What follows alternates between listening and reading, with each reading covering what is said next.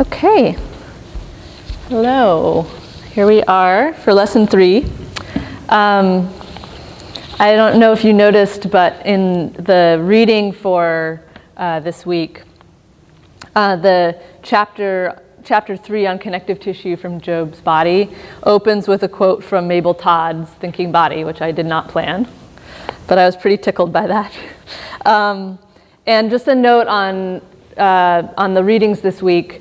So I didn't give you the whole of chapter 3, but chapter 3, so it's normal if you're scanned just as pages 59 to 70 on connective tissue, and then also just an excerpt from the next chapter in the book on bone growth, pages 100 to 105. So those are the pages you should have. And again, I think Job's body, the whole book, is in the Riot Library, or will be. So if you want to read the rest of the chapter, go ahead on your own time. I just didn't want to overwhelm you with too much material. Yeah, so you've all read it, but let me just read you this quote that the chapter starts with from Mabel. When we command movement of an arm or leg, we establish all the conditions to effect the movement of several long levers in organized action. The wisdom lies not in man's command, but in the various systems cooperating with the neuromuscular mechanisms to establish right conditions. Again, what I was interested in this quote is twice she uses this idea, uses the word conditions, right? Establishing conditions and establishing right conditions. And I was reminded of the quote that we used from FM, I think it was last week or the week before, the one about nature, right? And he says, when investigation comes to be made, it will be found that every single thing we are doing in this Alexander work is exactly what's being done in nature, where the conditions are right. So this word just kind of popped up at me as I was preparing for this week. And I was thinking about how we use that word often, conditions, to address the indirect nature of change that we're engaging in with the Alexander technique. So Nanette will often say, or we will often say when we're talking to students about creating the conditions out of which we know the change we want will happen, right? And that's sort of one of the hallmarks of our approach in Alexander, is being concerned with the conditions, right? The conditions of a lengthening, widening front and back, the conditions of a free neck, of a head going forward and up, of ribs breathing and arms and legs releasing away. So we trust and we believe that when those right conditions are present, that the change that we want will come about. So I was thinking about that word and also relative to, and it got me thinking about what about the conditions of a living being generally. What are those right conditions for life? And this is this is a typical sort of set of 6 characteristics that I found online in several different places. But the task of trying to define what do we mean by a living thing. But I thought it was interesting to take a look at. So in this sort of conception, and again, there are probably things that are not included here or things that maybe shouldn't be, but we can think of one definition of a living thing being something that moves, and that movement could be isn't necessarily external. It could be an internal movement, even a cellular movement, but any living thing has the ability to move or is moving. Any living thing grows and develops, is not static. Every living thing responds to a stimulus, has the ability to respond to stimulus, to reproduce, to make more of itself, to use energy, so to have a metabolic function, and to have a cellular structure.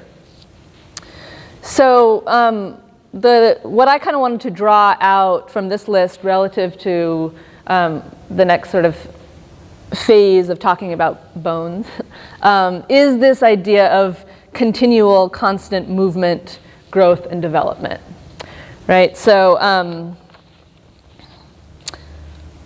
human beings, or living things, us as beings, being homeostatic mechanisms, right? So looking for balance, right? Looking for balance in a range of, our bodies have to be within a certain range of temperature, within a certain range of chemical levels, within a certain range of pH levels, I don't know, of anything, but that it's always a range. It's never fixed, right? It's always in flux. And I'm also thinking of the analogy that Nanette uses about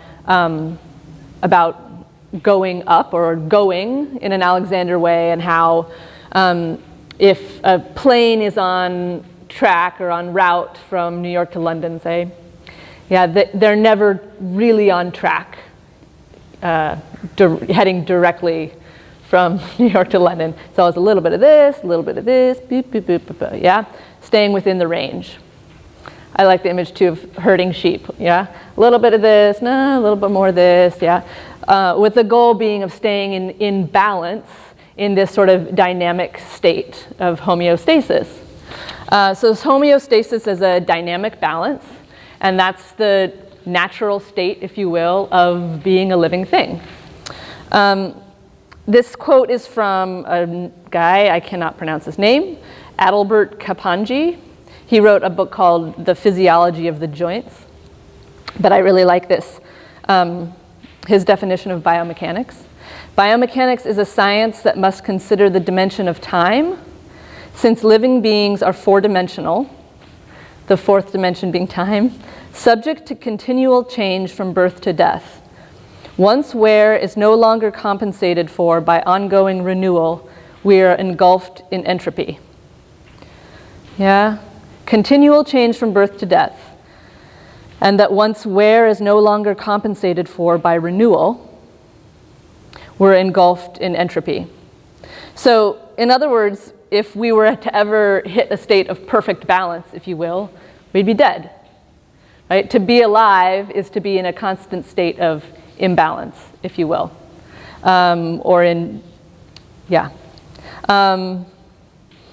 So we're going to talk a little bit about how bone and sort of broader than bone connective tissue today exemplifies this truism of life as ongoing change and adaptation and not fixing, right? Which is another way in which these ideas align really nicely with that which is fundamental to our Alexander practice, right? We're in the business of not fixing. We are in the business of freeing and of moving and of growth and development and of responding to stimulus, etc. Yeah, so the tissues in our bodies themselves are engaging in this constant process of generating and regenerating themselves, right? And I'm going to start just by doing a little on connective tissue, which is a huge, big rabbit hole we could go down. But it's important, and actually I was surprised to learn this, but bone is a kind of connective tissue. Bone is a kind of connective tissue. So connective tissue is a sort of a broad term that includes bone. It also includes cartilage, tendon, ligament, skin, and even blood. Blood is considered a form of connective tissue. It's found in blood vessels, in some organs, wrapping around all of our organs, wrapping around all of our muscles, and even composing some of our organs, like the cornea, for instance, is made up of connective tissue. So, and one definition of connective tissue, I mean, it's in the name, right? Connective tissue connects us. So it is this sort of ubiquitous material that is running through the whole of us in this web of connectedness. And it connects, supports, binds, or separates tissues and organs. Connects, separates, defines cavities, creates environments and relationships, separates, unifies. So it is, And then under this sort of umbrella of connective tissue, we have all these different types. So connective tissue cells can specialize and become really strappy, and those we call tendons, or become really sheet-like, and we call that fascia, right? And in the case of bone, they develop this special ability to resist compression, which we talked a little bit about last time, right? And that they become bone. And again, just to the best, or the definition I found of connective tissue that is common to all these sort of wildly different forms of connective tissue is that in the presence of connective tissue, the cells themselves are not in contact with each other. Yeah, so if I was to draw sort of a model of the cellular structure of connective tissue, yeah, I might have a cell here, and a cell here, and a cell here, and a cell here. Yeah, but they're not connected to each other. Yeah, so what is the fluid environment that the cells are living in is called the extracellular matrix. Did I have that right? Yeah, extracellular matrix, or ground substance, which I personally prefer. Yeah, so ground substance is all this stuff. I'll use a different color. I don't know if you can see that. Yeah, so ground substance, all this stuff. Yeah, and the cool thing about, well, one of the many cool things about this environment is that, that the cells themselves create the environment that they're living in. Yeah, so they make this ground substance. And Amy used once the analogy of bees in a beehive. Yeah, so the bees make the hive, but the bees themselves are not the hive. If that makes sense. Yeah. So the cells make the ground substance in which they are embedded. And this ground substance is a fluid that runs from a gamut, from fluid to sort of gel-like consistency. And the word that's used to describe it is this really cool word that I love called thixotropic, to describe this quality of the ground substance. Yeah. So thix, T-H-I. Let me see, make sure I'm spelling it right. Thixotropic.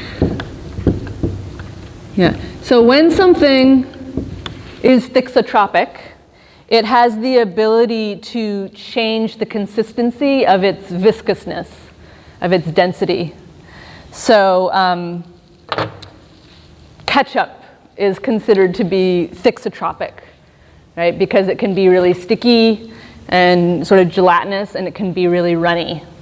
Yeah, and so connective tissue, or the ground substance of connective tissue, is thixotropic, meaning it can change its viscosity. Yeah, and it changes its viscosity in response to, let me see, so I get them all.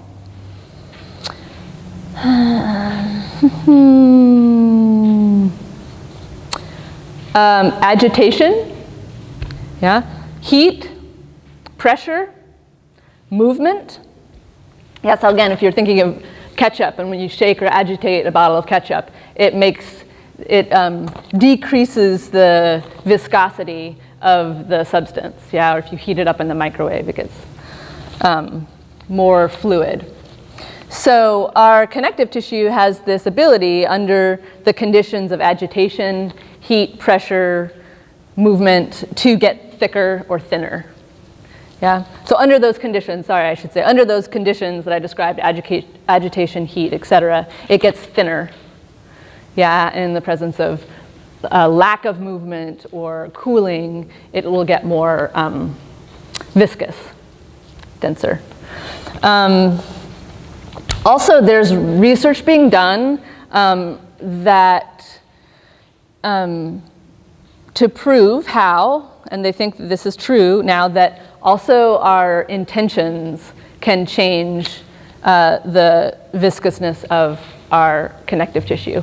Insofar as these cells that are embedded in the ground substance, some connective tissue cells can respond to chemical signals in the body. So if we have a thought or a feeling or an emotion that triggers a chemical response, it is actually possible that these cells can respond to that chemical change and actually change the viscosity of our connective tissue, which is super cool. They also used to think that connective tissue couldn't contract, that it was only muscle tissue that could contract. And again, they're now finding that these cells themselves can contract a little bit, not a lot, not like muscles, but can contract a little bit in response to various hormones and chemicals that are released into the bloodstream. And a good example of that being for women in childbirth, there's a chemical called, I think it's called relaxin or something like that. Anyway, that actually loosens the connective tissue in pregnant women to help ease their delivery process. So again, a lot of really cool and sort of new science that I'm not totally up on about connective tissue, but pretty cool stuff, yeah. And you, again, read about it more in this week's reading. So the other thing that's embedded in this, in addition to the cells and the ground substance, there are also fibers running through the ground substance called, I think they have a special name. Oh no, they don't have a special name. These cells have a special name, which is fibroblasts, I think. I don't want to say the wrong thing.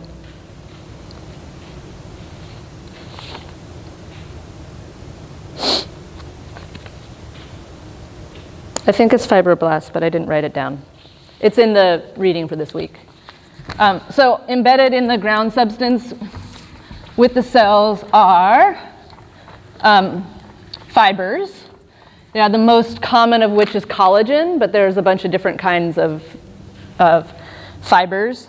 And the fibers themselves are unique in that they respond to tension and pulls. So I like the image I find useful is that of like a piece of saran wrap, yeah, and how when you sort of pull the saran wrap out of shape, how you can see how the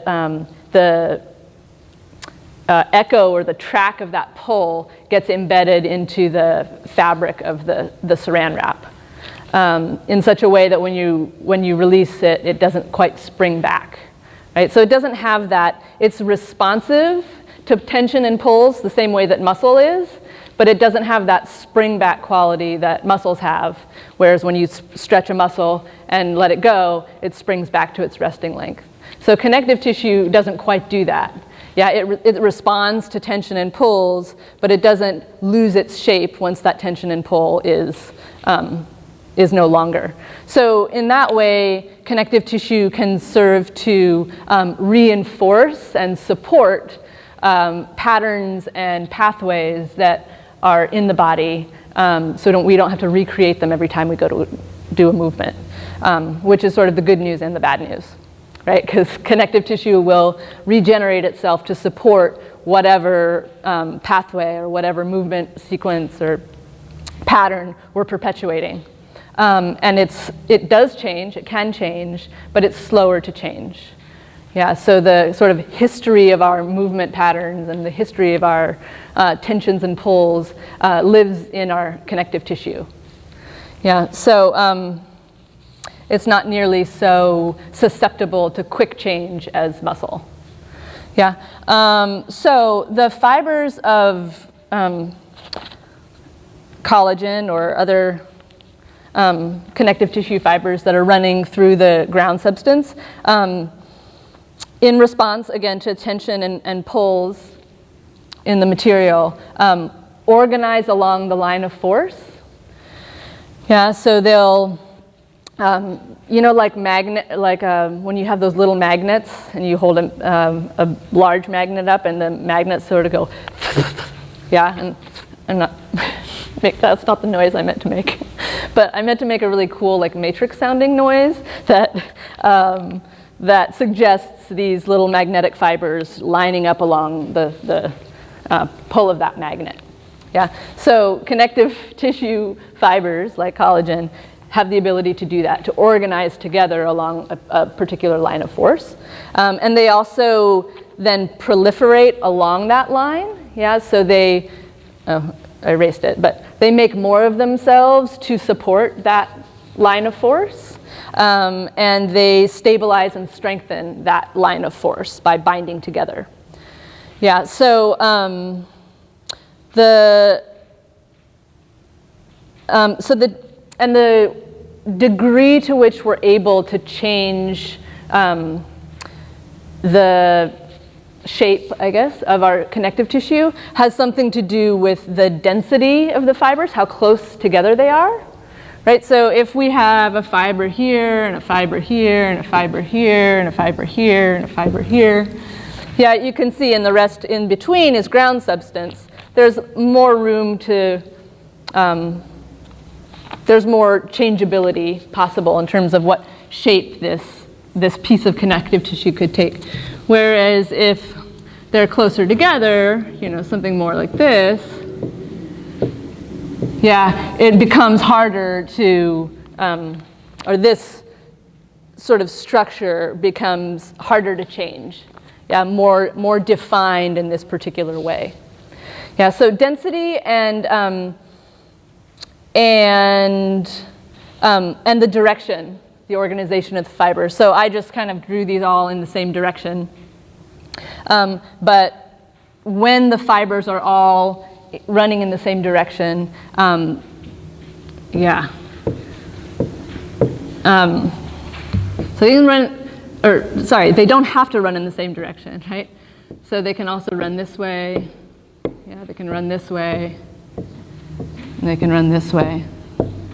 Yeah. Right. So you can kind of see that the more fibers we get, the closer they are together. So a pull, when the fibers are this way, right, the pull is going to be primarily going this way, right? When the fibers are crisscrossed like this, they become denser, in a way stronger, but there's less directionality to these fibers, if that makes sense. Yeah? And some of the language around connective tissue fibers is chaotic or organized. This maybe looks chaotic. It is a little bit chaotic, but with the fibers traveling in these various directions and poles and all kind of balancing and countering each other can actually be highly organized, right? And we might look at disorganized fibers of connective tissue looking something more like this, where the lines of pull and the lines of sort of allegiance or alliance between the fibers is unclear.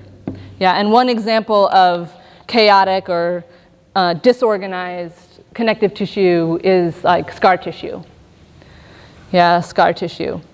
And it mentions in the Job's Body reading you did, there's a little section on body work and thixotropicness. And it talks about how, since we know that agitation, movement, heat can change the ground substance of connective tissue, that body work can work in that way to shift holding patterns and to sort of loosen up places that are stuck or sticky in our connective tissue. So I thought that was interesting. He writes about it a lot more eloquently than I just said it.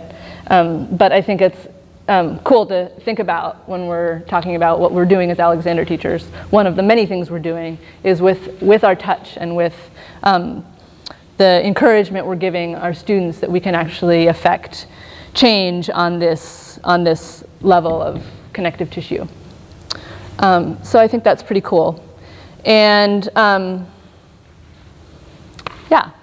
Okay, so let me move on to bones, going on and on here. So bones are, like I said earlier, a specialized form of connective tissue that has this ability to resist compression. And bone, when we look at, one thing I wanted to say too, up on Google Classroom is, in addition to this video, is a link to a YouTube video called Strolling Underneath the Skin, which if you're squeamish, you might not want to watch. And there's sort of a bunch of technical stuff at the beginning, but if you fast forward to I think about minute 7, it's like, I don't know how they did it, but they get little cameras strolling underneath the skin, literally, and you can kind of take a tour through the connective tissue of the body and see what this sort of lattice-like web or network of connective tissue actually looks like. So if you're not too squeamish, check it out, and I think the visual will help you get a clearer idea of what we're talking about. So yeah, okay, so there's that, and so bones. So as you may know, or may not know, our bones start out as cartilage, right? And that gradually ossify. So the word ossify means to turn from cartilage to bone. Yeah, to calcify, to harden.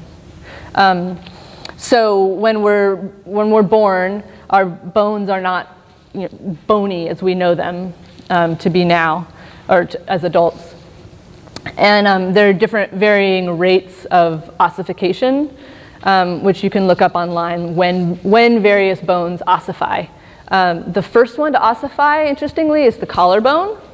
And we'll kind of talk about why that is when we get to upper limbs. But I thought that was a really fascinating fact when I first learned it. So the first bone in the body to ossify is our collarbone. And this ossification is happening gradually, I think, into our teens and even into our 20s and 30s. I know that the sacrum takes a while to fully, well, we'll talk about that when we get to it, but it takes a while to fully calcify or to fully ossify. Just the nature of getting bones is this very dynamic process of change and growth and development.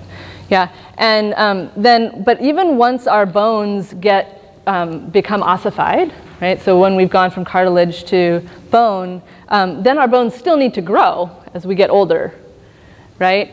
And there's this super brilliant thing that happens because, as you can imagine, if you have a child-sized bone, say, that just keeps growing in a way like a barnacle, yeah, just adding layer after layer after layer after layer after layer, the bone, as it gets larger, is also going to get heavier, right, and denser in a way that's not efficient. Right? Because we want just enough bone to support us and and bear our weight, but any more than that becomes inefficient because that's weight then we have to haul around and carry around with us all the time. So as our bones are growing, they're also degenerating. So there are two different kinds of cells. Again, this is in your reading as well.